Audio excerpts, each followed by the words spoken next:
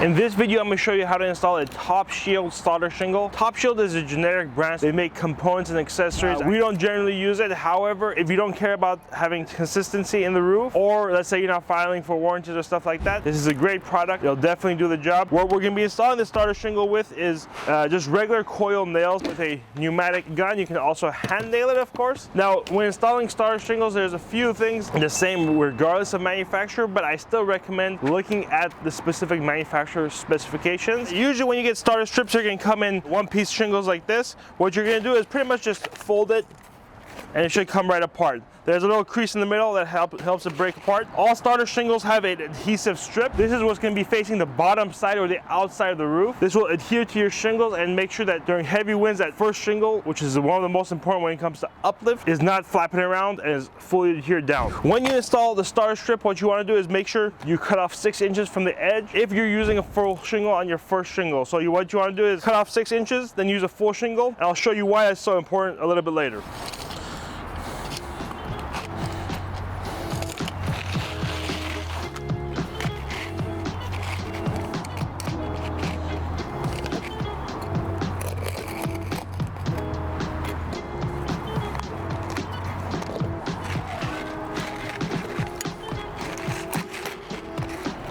You can see what I use to cut the shingle is just a regular utility knife. Starter shingles are a lot easier to cut than regular shingles. What I like to do is just give it a light score, and usually you can fold it, break it off. Now we're ready to install this. Now when installing it, we're going to overhang this about anywhere from 1/4 to 3/4 of an inch from our drip edge. I usually like using my index finger. What I do, use the middle finger to kind of align it. That way we have like about 1/2 inch and 5/8 of an inch. We want to come up about 2 inches from the eave of the roof, which is right around here, and about 1 inch in from each side.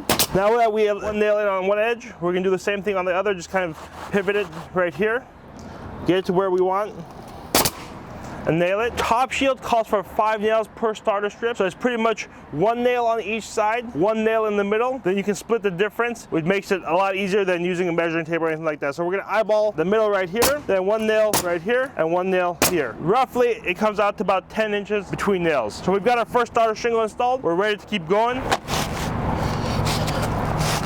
We're going to align this edge right here because we've already measured this out, so we want to make sure that this edge is flush. Pop in a nail right here. Then come to this end and do the same thing with our index finger, measure it out. Again, you can use whatever you're comfortable. If you want to build a kind of like a gauge or have a piece of wood that you use, that's fine. If you want to use a measuring tape, that's fine. 1 in the middle, then 2 spaced out from there.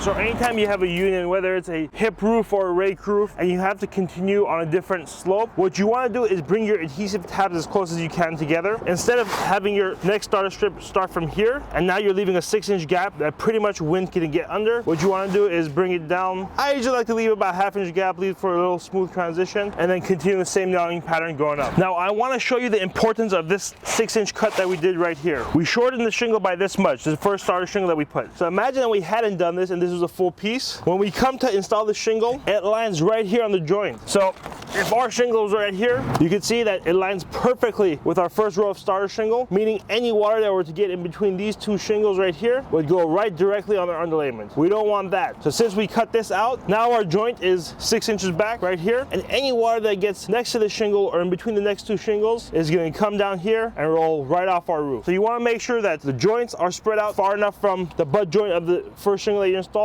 as well as the nails. You don't want to be on a nail head. This is not where you want to be because water is going to come down right here, rust your nail out, and cause a leak, as well as cause failure of the starter shingle itself. I know starter shingles are not installed everywhere across the roof. For us, it's common practice. There's no reason you shouldn't. Whatever you do, follow manufacturer recommendations and install a proper roof system totally, not just your shingles. You can watch our next videos on how to properly install shingles and flashings, things like that. Thanks for watching. Subscribe and like below, please. Thank you.